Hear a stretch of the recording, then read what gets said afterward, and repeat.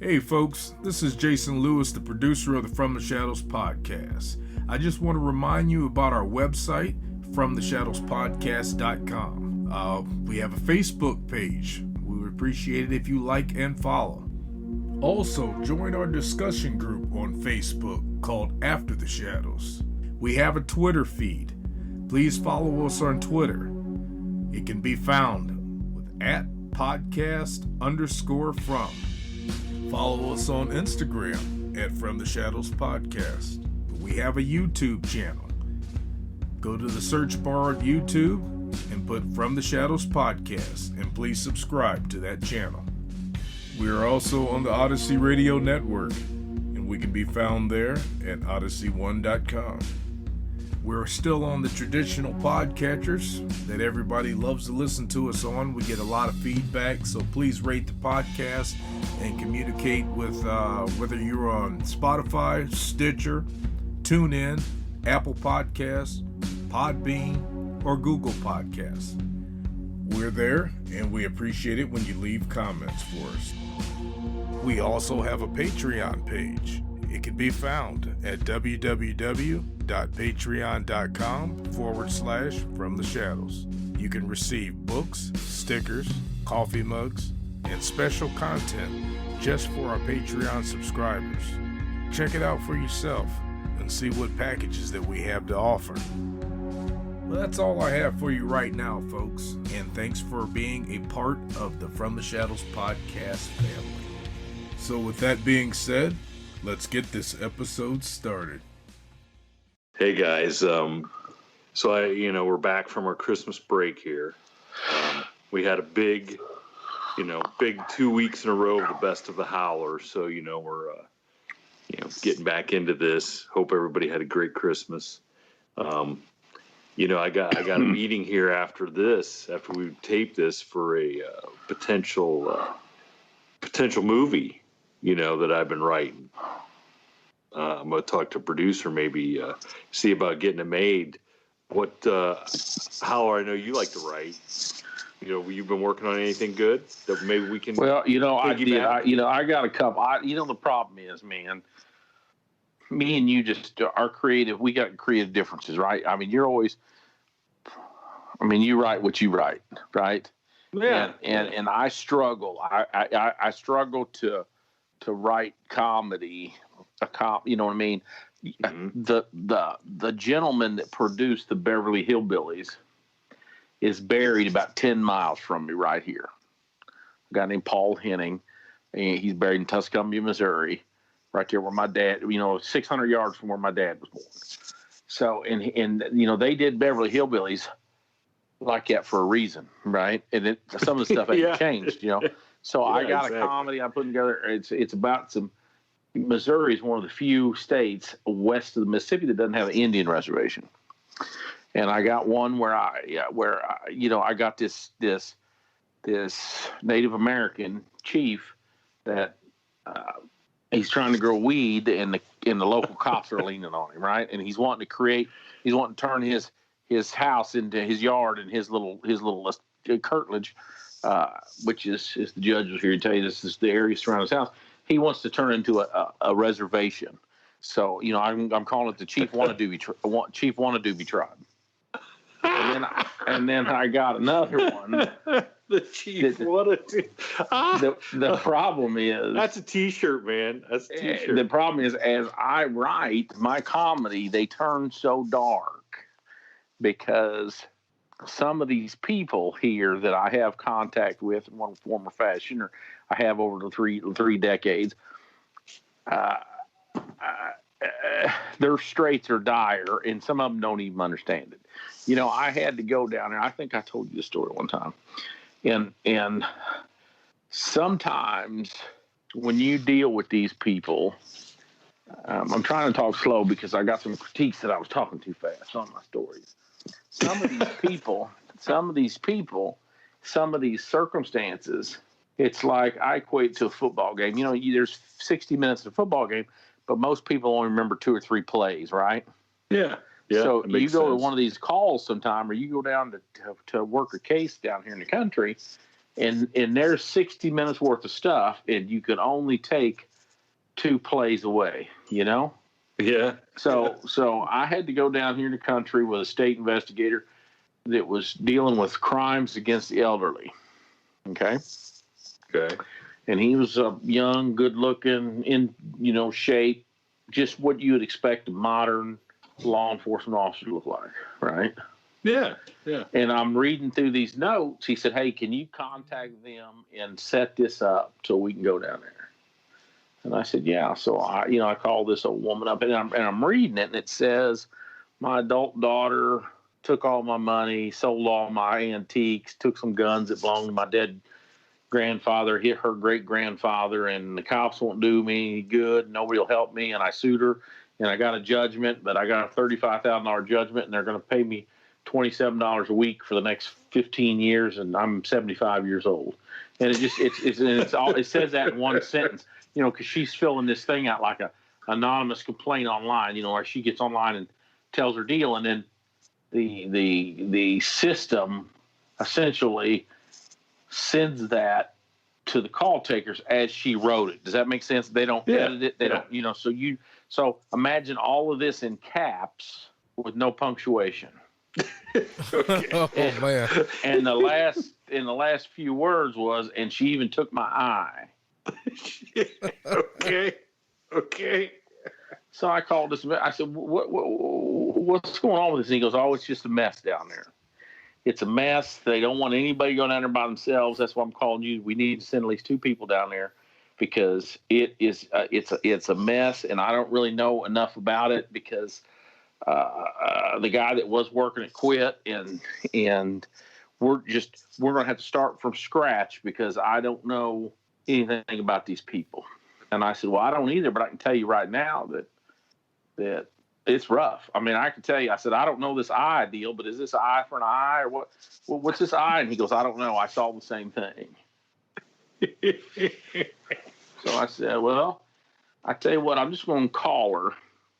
He said, the sheriff's, and it says right in there too, "We called the law and they won't help us." Now, the law down here is a broad term. It could be anything is normal and handy as a sheriff's deputy serving a subpoena, or it could be as heavy as the DEA or the FBI cracking down on somebody. You know what I mean? It's the law.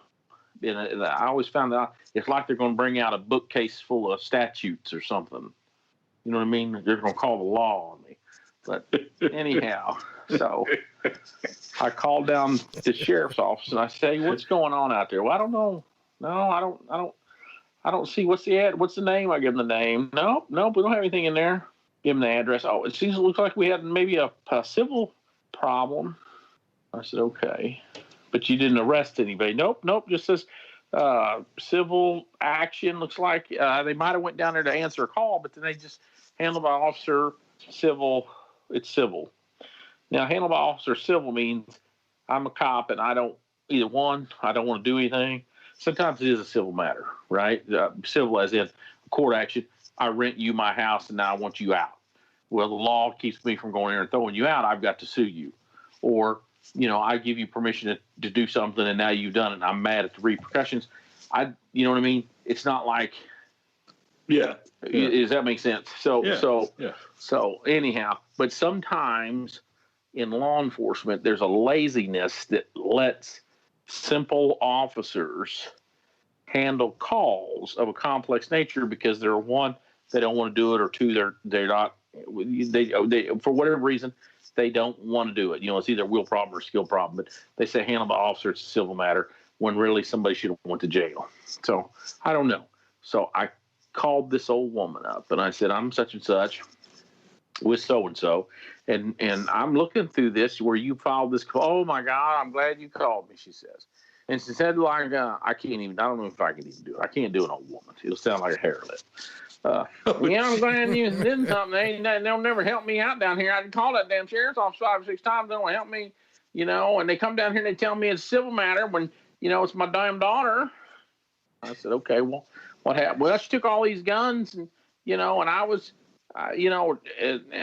she says, "Well, what happened was," now, this is really in the weeds and probably more than you want to know. But she says, me and my husband, my daughter and her husband and her 3 kids, my 3 grandkids, they had a change of fortune, and he lost his job and she got sick and they were getting evicted. So we decided we'd just let them live.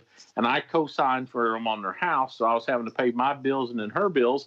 So we just thought we would let them move into my house and we would sell their house and then go from there.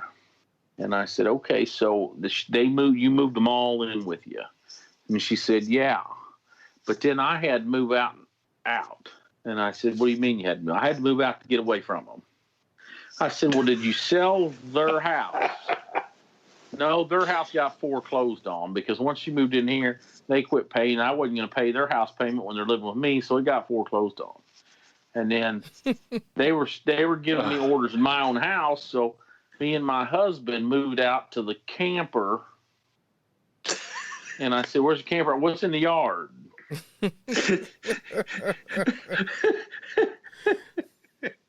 And I said, well, okay. I said, because that's what you got down here. If you're poor, you've got to, in order to deflect the poorness of you either got to have a new truck with a giant exhaust pipe and offset wheels.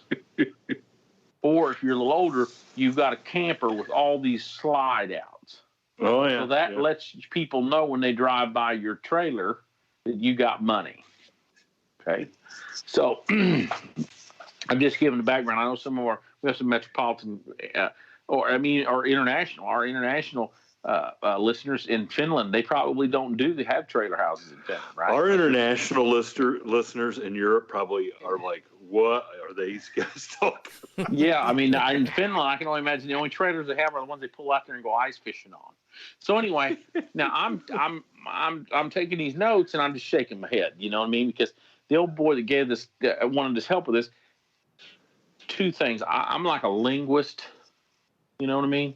Yeah. Because some of the educated guys from the city come down here and work a case, and they can't talk to these folks. They're native English speakers in a way, but the dialects are too much for them.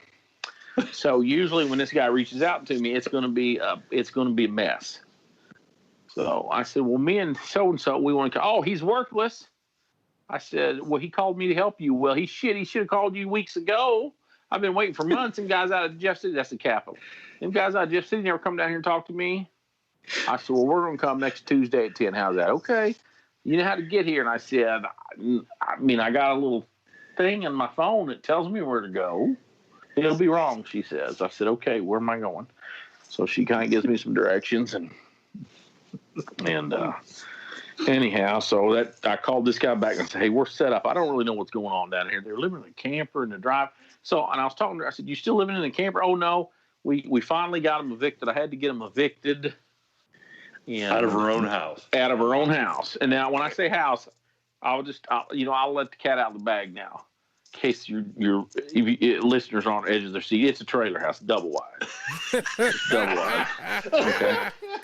So it's double wide. So, I mean, if you want to be, if I listen to a guy on the radio that says, not facts matter, but anyway, basically, fine details matter. So shouldn't in some ways, it's like if you live in a trailer, you shouldn't also own a trailer. Well, I wouldn't say it was like a triple trailer because she had a double wide that was screwed together, and then she's got a big camper trailer in the yard. Is that like the pool house? Like the trailer? Yeah. Well, the only problem is the only pool is the lagoon out back. The she. The she shed. That's right, the she shed. So I go down there, and in these notes, I forgot. In this note, this guy had sent me. There was a page 2 thing where he had said her boyfriend / husband / significant other was at some point some kind of insurance investigator, and he helped her package this whole thing. I thought that's weird.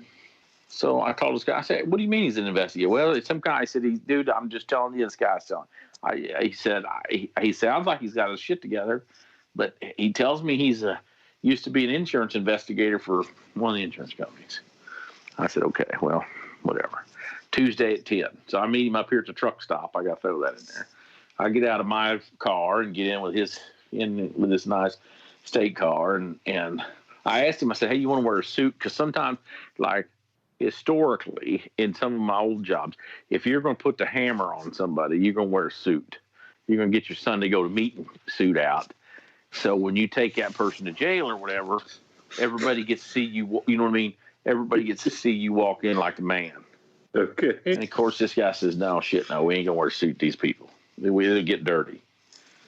So we drive down out here in the country, down here in the Ozarks, right next to Lake Ozark, where the fictional Netflix show was supposed to take place. You know, we're right there in the belly of the beast.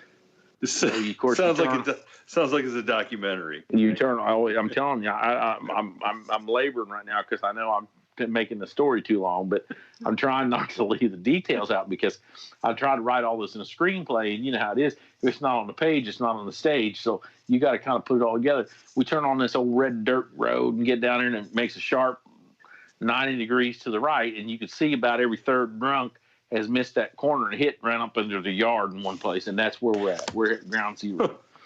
And lined up real nice along the fence to the left is at least 7 automobiles, 2 or 3 old cars, 2 or 3 old trucks, 2 or 3 old vans.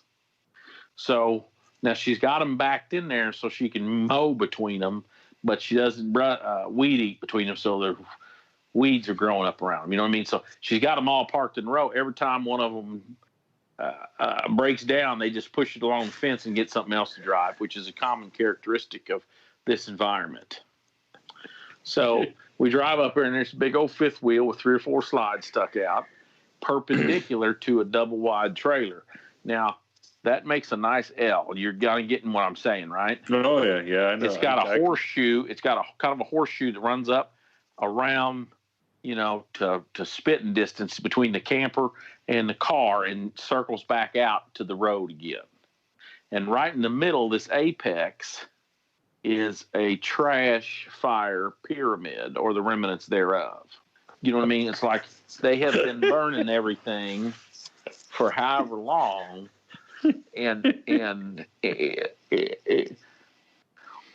the plastic, the metal, the stuff that will not burn is a poor person's lava lamp out front. You know what I mean? Blackened, tar, just mess.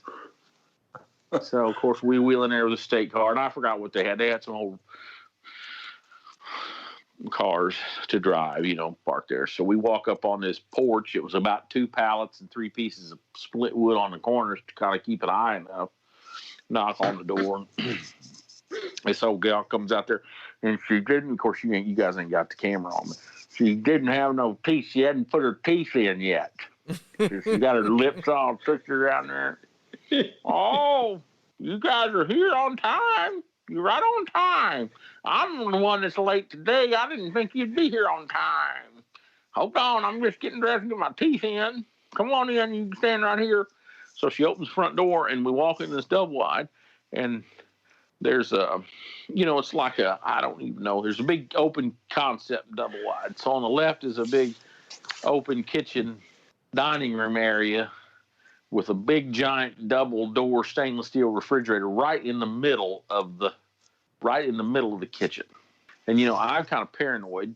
So I kind of check my environment. I walk in, I scan from right to left and then back left to right, you know, and my eyes catch something as I'm going to the left. Of course, then they stand on the refrigerator. Now there's a hole for the refrigerator, but they don't have it pushed back in there. They got it in the middle of the kitchen with an orange extension cord rolled up there. So as my eyes roll back the other way, I realize there's a portrait, like a real, honest to God portrait. My little dog come down here. I don't know if she's wanting out or if she's wanting to play. There's an honest to God portrait. You know, the kind your mom and dad or whatever back in the 70s would go get dressed up, and one of them would stand in front of the other one. You know, dad's sitting on the chair and mom's standing behind her, and well, that's sitting there and scrawled in like red paint, red lipstick, red something. There's there's an arrow pointing down you could tell this was an earlier version of this old woman, years ago when she had teeth. And there's a big, in red, it says, "Bitch, I hope you know I killed him." And it's pointing down to his head. This arrow is. and I'm glad there wasn't a gunman there waiting in secret for us, because he'd have killed me, because I couldn't, between the refrigerator now, I didn't know which I was going to stare at more.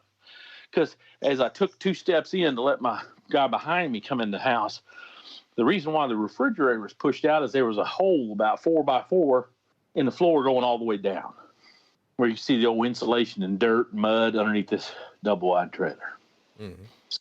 So they said, "Come on in here." And not only is she missing her teeth, she's got a big old square piece of gauze over her left eye, like it'd been seeping all night and weeping, you know what I mean? And she ran off to the back room and got a pair of sweats, and, that's the kind of the go-to thing down here is sweats. And she got a pair of sweats, and she come back out with a new, and she put like a 4x4 square Band-Aid over her eye socket. And asked us to sit down at this kitchen table. Pretty good fancy kitchen table for a double wide. And I said, okay. And I said, "You don't mind if I record this, do you?" "No, I don't mind." I put a little recorder there and had it turned on, and let's back all this up. And so she proceeds to tell me she's got this adult daughter that had hard times, regurgitated the story she had told me on the telephone, and basically said, I raised her better than this, and she done runned off with this guy, had these kids. She's working down at the Dollar General store, and the state wants me to get my $35,000, I think is what it was, my $35,000, $7 a month or week or whatever. And I said, well, we'll go back to this. Now, how did you get into, you got a judgment against her? "Oh, I had to sue her." And I said, "You had to?" "Yep, I had to sue my own daughter." And I said, "Well, how did that transpire?" She said, "Well, I let her live in here, and then when I wanted her to move out, she wouldn't. I had to evict her. So I went down to the courthouse, got her evicted, and in the process, the judge said, was there any damages to your thing?" And she said, "Well, I had this whole list of stuff."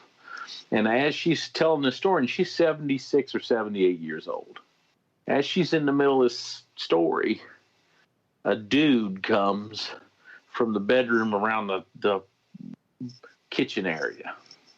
And you guys are about my age, right? Mm-hmm. This dude was just a little bit older than us, and a pretty nice looking man.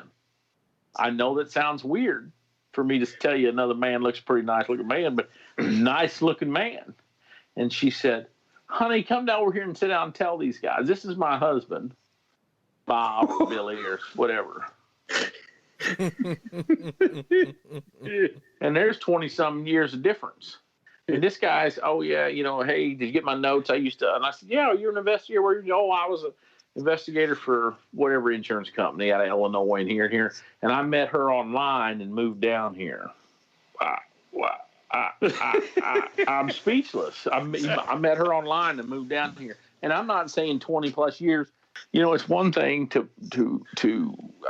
I'm trying to choose my words here, because, guys, from like the Patreon page, I'll go off. I'll say some crazy stuff behind the paywall because I know everybody's 18, right? Mm-hmm. But you're going to meet some old gal online and move 400 miles and meet her and marry her. And the 22 years age difference or whatever is not one thing, but at least find one with both eyes and her teeth. There's an old joke about like that. The punchlines, "I'll leave an eye out for you," but I don't remember how the rest of it goes. You know the joke I'm talking? Wow. So he says, "Yeah, I started." So he brings me this big legal file. He starts bringing me these legal files where that he put together this case for her, and she got a civil judgment. Now I can see the guy that's with me. He ain't said 3 words because he don't want nothing to do with this, which is the reason why he's got me down here, right? Mm-hmm. He don't want nothing. He can't get away from these people fast enough. Muscles, that's what I'll call him. Well, Muscles wanted to get the hell out of there and go back to the gym and look good for the ladies because this is real law enforcement here, right here. You know what I mean? This is real problem solving. So I said, okay, well, it looks like the reason why the sheriff won't arrest anybody because she kept hanging up on the sheriff. She had to hang up on telling me how worthless the sheriff is. I said, because it looks like all of this stuff, the guns are in the civil judgment. Everything is in the civil judgment. I go down and like line item 13 or 19 was this artificial eye. And she said, that's wrong on that eye. I said, what's wrong on the eye? Did she take your eye? Nope, she took my eye, and they know it, but it's worth a lot more than that. Now, I had the same eye from 1974 when I got it to 2018 when she took it. What? Yeah, and she said I had the same eye, and when they asked me down there, that court clerk wanted to know what that eye cost. It cost my mom and daddy $125 in 1974, but you get one today, and it's $1,800. So instead of getting $1,800, they said $125 because that's all we paid for it.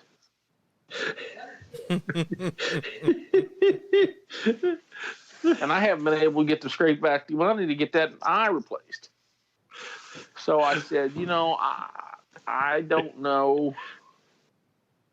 I would really like to help you. That's why we took time out of our day to come down here and help you out, because you answered, you called the hotline. But it looks like all this stuff was introduced to the court, and the court gave you action against your daughter for the money. So, you know what I mean? You can't go after her for something they done got her for. You know what I'm saying? Yeah. Can't you go down there to Dollar and get her fired? Get her to pay me some more money? Because I know she can afford more than, and I don't remember what, $7, $15. It wasn't very much. I did the thing on it after we left, and it was going to be 20-some years for her to get $35 or $35,000, which means she's probably going to be dead, maybe, So I basically said, no, I can't. We can't help you.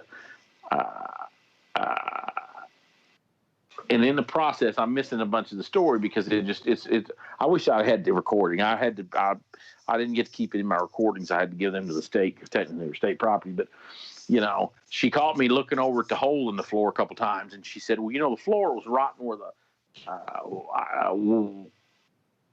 ice machine was leaking. So the floor rotted out, and the fridge started falling through it, and that's why we had to move it over here. But I don't even know how. So we're going to go to get out and leave. And I said, I've just got to ask you, what's the deal with this picture? And she said, oh, that was my husband of 32 years or 38 years. And that's her daddy. That's my daughter's daddy. And she killed him. I said, do what? Yep, broken heart. She's broken heart. He had a heart attack and died right here. And they didn't even call the ambulance because they were too drunk and stoned. And I had to come home from bowling to find him laying here on the floor. So she said what happened is when the sheriff was ordering them to get out that day, she wrote that on that picture, and I've left it there hoping somebody would help me get them in trouble, just to show you what kind of evil daughter I raised. So my question is, did she ever get her eye back? Nope, because she said, that girl kept it. She's got it. She probably got it down there in a coin tray or something with a bunch of joints and one hitters and such, and laying around with some pennies. And she's just doing it to torment me because she knows I can't buy a new eye. And I mentioned this big camper, and they said, yeah, we got the big camper. And I don't remember what kind of rig he was driving. This fridge was almost brand new looking. They had, anyhow, I don't know. I just, I would prioritize. I'd listen to little Dave Ramsey till I could get ahead and get that eye replaced. You know what I mean? I would make some life changes and do something, get my eye replaced. Maybe I would. I don't know.